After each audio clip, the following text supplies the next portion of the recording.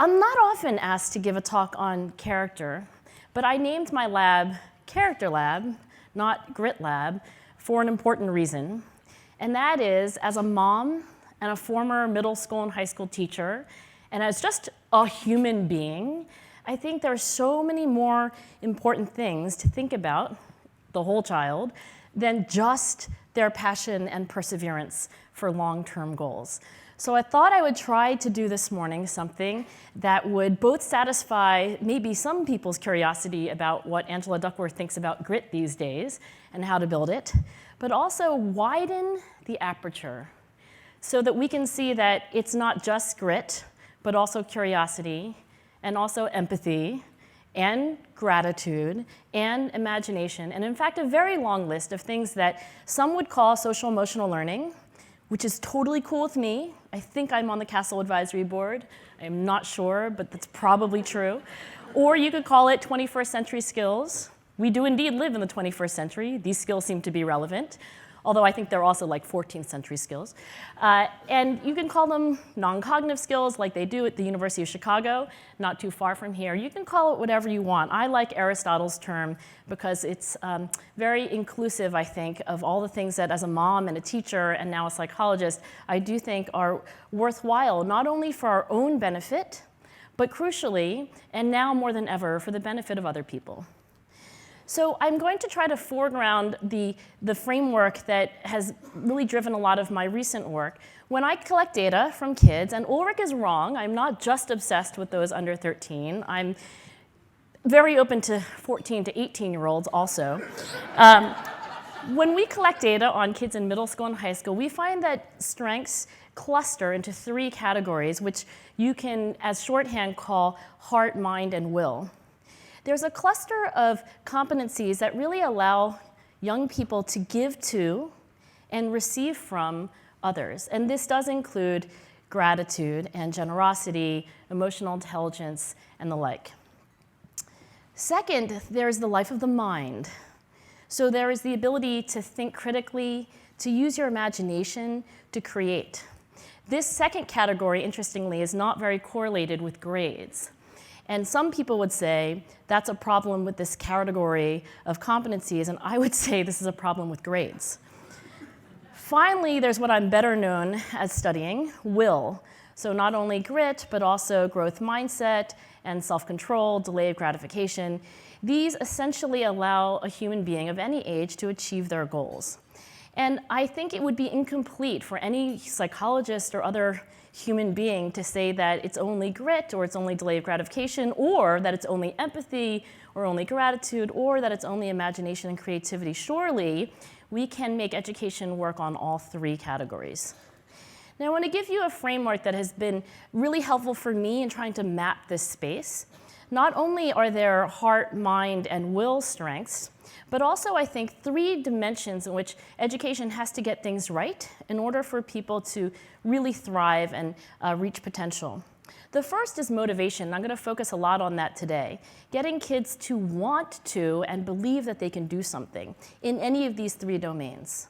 And really, that's the beginning. If you don't have motivation, you can just stop there, because if a kid doesn't want to or believe that they can do something, then there's nothing else that you can really do as an educator.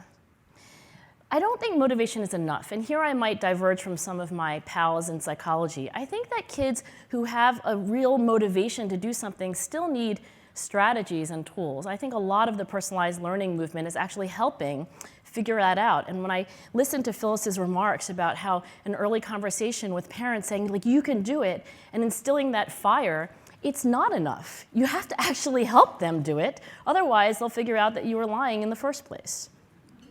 And then finally, opportunity.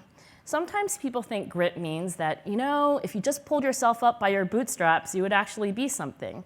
But it is physically impossible to pull yourself up by your own bootstraps, so it's really not really the message at all, right? I mean, literally, it is physically impossible to pull yourself up by your bootstraps. So opportunity matters enormously. Now, as a psychologist, I mostly have worked in this one little square on this very big grid. And I want to tell you about those advances today, but I also want to say that there is so much terrain that is not covered. And I don't think that there's anyone in this room who would say, like, we're done. In fact, that is why you woke up early and came to this breakfast and are here for the whole event. So as a case study in character, let me tell you a little bit about what I'm learning about motivating grit. I think all motivation begins with this question.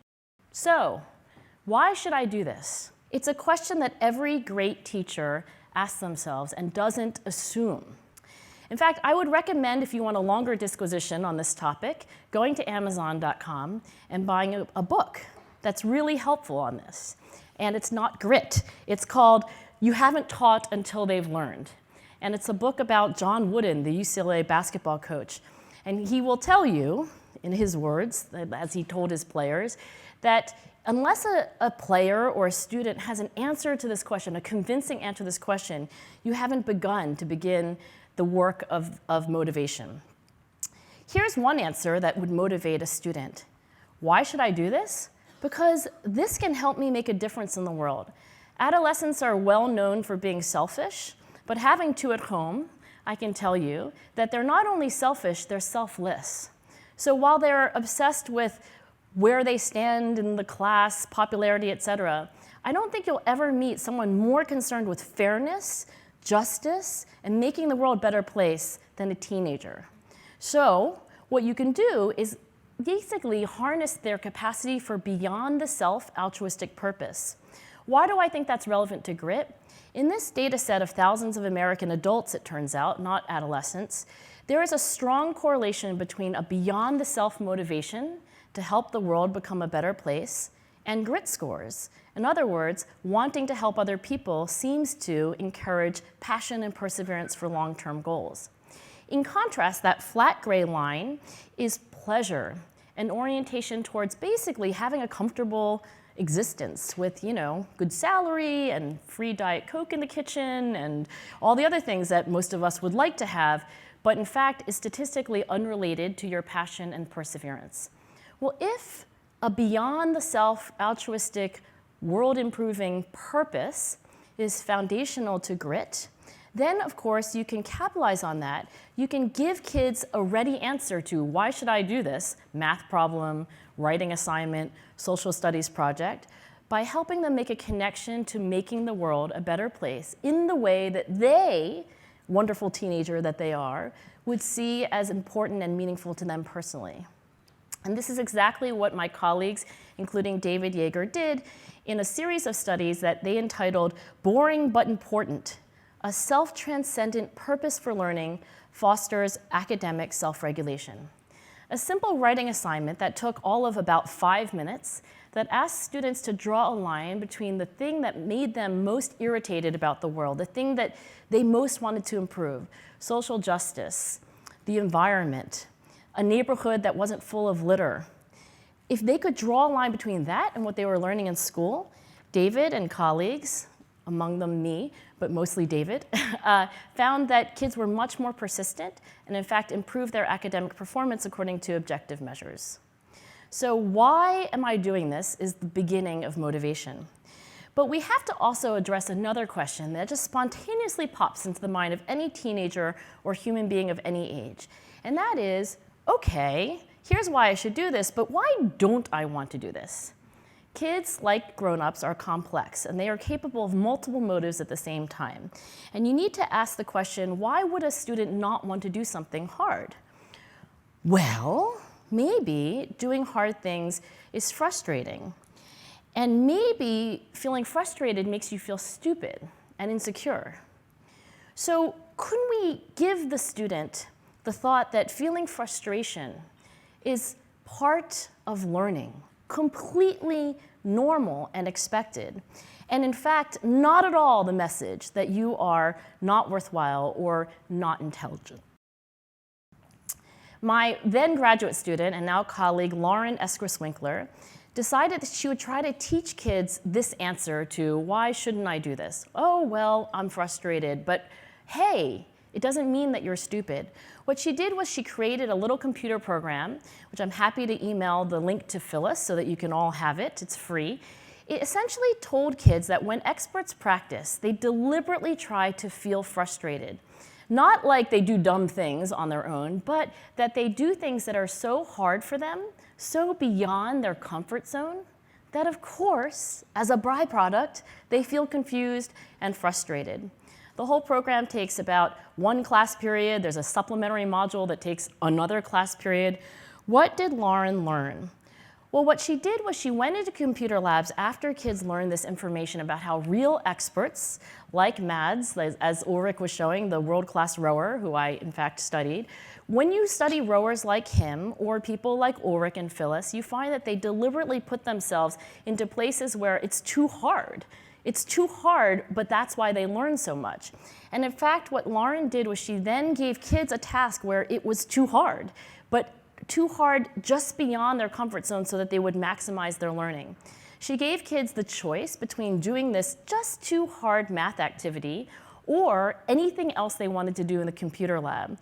We worked with the computer lab teachers to actually take down the firewalls in the school so that for the first time in history, the kids could go on Instagram while they were at school. We were the most popular activity to enter the school that year. And if you look at the screens, the gray ones are the kids who are choosing to do this just too hard math problem kind of activity, and the other kids are doing whatever they want. And what we found in that study was something that really resonated with a prior study that I had done on national spelling bee competitors, which is that when we measured in these national spelling bee kids grit, we found that it was correlated with the amount of hard, just beyond my comfort zone practice that they were able to do, what scientists call deliberate practice. And that in turn improved their performance. And what we found in this experimental study is that kids who are randomly assigned to learn about real deliberate practice were able to do much more of it than kids who were not taught that lesson. I'll show you the data in particular. These are 3 occasions in which kids sat in the computer lab, just like you saw, and had the opportunity and the free choice to do this just a little bit too hard math activity versus whatever else you want to do in the computer lab to have fun. And you can see that in the control group, on 3 different occasions, the amount of time they spend doing this just a little too hard deliberate practice goes down over time. That's the natural reaction to doing things that are not so fun. So on the 2nd occasion, they do less of it, and on the 3rd, a little bit less than that. And here's the data from kids who were randomly assigned to learn about the science of how experts improve, that they voluntarily go into areas that are just a little bit frustrating, a little confusing. They do less over time, but much more than kids in the control group. There is the question after you have answered, why should I do this? And maybe a satisfying rebuttal to why don't I want to do this? And that is, can I do this? Can I do this? I want to. I have a good reason to. I know that this frustration and so forth isn't necessarily a message that I'm stupid, but can I really do this? And I think we want all students to believe that, yeah, I can learn. At the end of the day, I can learn. And this work, I think, is in direct homage to Carol Dweck. A teenager, a high school junior, asked me the other day, who does Angela Duckworth want to be when she grows up? And I said, Angela Duckworth wants to be Carol Dweck. So at Stanford University, and of course before that, earlier in her career, Carol Dweck has shown the world that all of us are walking around with theories, beliefs about how human nature works. And she wants us all to have what she calls a growth mindset. A growth mindset is the theory of human nature that fundamentally every single one of us, no matter what our IQ score is, we are designed for growth. We are designed to learn, that it's foundational to being a human being that we learn, adapt, and grow, especially through struggle and failure. I have a little screenshot here from friends at PERTS, which is a nonprofit based at Stanford. It's run by Carol's former graduate student, Dave Paunescu. And on PERTS and also on characterlab.org, you can access a free growth mindset program for 9th graders. It's also very applicable to middle school kids and older students. And I show you this because I think that it's the mission of this group of people gathered here today to take that science and turn it into practice. And these are just the first glimmers of how to take the motivational science of, can I do this? Sure, because I'm a learner, I'm human. I think this is the glimmer that shows us the way for the future. And finally, I want to end with culture. I recently completed a longitudinal one-year study with colleagues, including a postdoc named Annie Park. And what we wanted to ask is, what is it in a school's culture that could bring about deliberate practice and growth mindset and a genuine feeling of beyond the self purpose, et cetera? We began with asking students at the beginning of the year a series of questions. Some of the questions were really about how much that school culture validated growth, like in my school, making mistakes is okay as long as we're learning. Other questions reminded me of my kid's own school, frankly. Oh, well, if you're really smart here, the teachers treat you better. You know, the teacher really knows who are the bright kids, and those kids are the ones who get all the attention. Those were fixed-oriented school culture questions. We then measured grit multiple times during the year and also got grades from school records.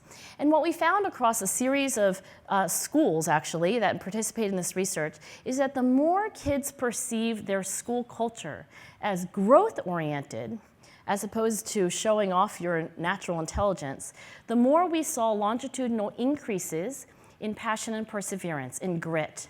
And those increases in grit translated into better grades according to official school records. So this is to say that I believe that there is great hope for us to cover the rest of the terrain. It's not just about grit, it's about so much more. It's not just about motivation, it's also about strategies and opportunity. But here we stand on the cusp of all of that, ready to begin. Thank you so much for your attention. Well, good morning, Angela. Hi. And we just want to thank you for coming out and sharing all your work with us. Just on a personal note, I learned about grit from one of my teens, Julian Almeida, who taught us about how he instilled grit to meet one of his goals. So with that being said, one of the things that stood out in our book was the importance of hope in instilling a growth mindset. And in Chicago, our children are facing a lot of challenges. In our country, there's a lot of things going on with the political climate. So with that being said, what would you recommend educators like myself and my teachers would do to continue to maintain or instill a growth mindset? You know, the first thing I would say about hope and mindset is that though these programs that you download and so forth can be helpful, kids are smart. And so if they witness and experience lack of hope, I do X, but then Y doesn't happen, or you promised A, but then B didn't actually get delivered, like you also said, that no matter what the book that they're reading or the PowerPoint that you put up, they're just gonna know that actually there is no reason to hope. So I think that means that, in addition to, I know some people in the room are working on things at a national scale, like you have to change reality, at some point. And for the classroom teacher, I would say that you have to make their local, their micro reality something where they can see successes, right? A kid who is constantly struggling and sees no evidence of progress is never going to actually have the hope that you want. So that means, practically speaking, sometimes breaking down learning into very, very, very tiny chunks. Some of the world-class coaches that I study in their 30th year of coaching, one actually was interviewed, a gymnastics coach, and they're like, oh, are you still improving after you've done all these Olympics and so forth? And she said, absolutely. And then the interviewer said, well, what are you improving on specifically? And she said, I'm learning to break things down even smaller. And I think, of course, that resonates with the personalized learning theme. So can you change all of politics? Sure wish I could. But your classroom is your kingdom, and can you find ways to break things down smaller in any other way, give kids a reason to hope and not just the rhetoric? Thank you for that. So at this time, we want to open it up to the audience. I know there's some microphones on either side, so we'll open it up to a couple of questions. So one thing that I'm curious about is it's one thing to create motivation to learn something that the adults have told you that you need to learn. So having math, that's segmented and separate from science, that's separate from English, right? We have these courses. So there's one thing that's about motivating them to do what we want them to do. And then there's another thing about actually starting with where learners' interests, curiosities, and passions are, and giving them pathways that are not standardized, that don't necessarily go through the curriculum as we have done it for the last 100 years. So I'm curious if you would comment on that. I think the most urgent need from the perspective of grit research, maybe not all the things that matter, but just grit in particular, is the absence of thoughtful, intentional ways to help kids discover a passion. I mean, I've never interviewed a world-class adult who wasn't intrinsically, deeply, authentically, keeps me up late at night thinking about it, wakes me up in the morning, I dream about it, core internal passion for what they do. Where does that love come from? Well, when I ask these adults, well, did it come from your parents? Did it come from, a really strict fourth grade teacher? And though they of course mention parents, and they do occasionally mention a very strict fourth grade teacher, not a single one of them had a tiger mom, dad, or teacher that really drove them. It was actually the opposite. It was actually these other people who just facilitated this passion that started to develop gradually over years. I think the urgent need, therefore, is that we should do a much better job of helping kids figure out something that they super love. And my guess is that the vast majority are not going to find that wonderful, idiosyncratic, lifelong passion in algebra class or in French or in the standard subjects that are siloed the way they are in school. So what's the answer? I don't know, but actually in my own research team, that is our #1 priority because we feel like it all begins with actually enjoying what you do, and there's so little that we, anyway, know about it. So Angela, if we could invite you to use this black stage as a soapbox for a second. All of your work on grit and a lot of what you presented up here seems to be on a sort of a collision course with traditional and current thinking about how we scale up change and practice in public schools. And all of our traditional ways of doing that involve mandates and then compliance and baking something that you value into accountability systems. How do we help everyone value and work on grit, et cetera, without falling into the pitfall of producing bad practice by inserting it into accountability systems that way? I am not the most politically sophisticated person. The other day, I was looking at the newspaper and I was like, oh, this is such a weird picture. It's like an avatar, but it's like a person, but like they look unreal. My husband looks over my shoulder and he says, oh, that's Mike Pence. And literally, I said, who's Mike Pence? So let's just say that policy I will leave for those who are wiser than I in that domain. I mean, I now know who Mike Pence is, but a little late to can't do everything, right? I'm a specialist. So I won't say that I know what everyone should know about policy, but I am a psychologist, and when these big sweeping accountability things continue to just like waves go through the education world, as a psychologist, I have two concerns that are urgent about accountability. One is accountability assumes that teachers actually know what they're supposed to do and just need that little boost of motivation to keep them accountable. Angela Duckworth doesn't know how to increase grit systematically and reliably in kids. How am I going to hold some 8th grade teacher who actually doesn't study grit for a living to that? I don't think it's a motivation gap in the vast majority of classrooms, in the vast majority of schools. So the logic just doesn't make sense to me. How do you hold people accountable for something that nobody really knows how to do yet? So that's one concern. Thank you. And the second concern is my training as a psychologist and my deep intuitions about human nature is that people are never at their best when they are coerced from another person, right? I mean, we all have this experience. We've all done things out of compliance. I mean, every single one of us. And it's not always the worst thing to have some amount of compliance to do something that you don't want people to do. But when are people at their best? When do they actually voluntarily wake up a little earlier, stay up a little later, try a little harder? It can only be when they want to do it, not when they're forced to do it. So accountability as a general policy worries me as a psychologist, both because I don't feel like it's a motivation gap, and second, it's not the right kind of motivation.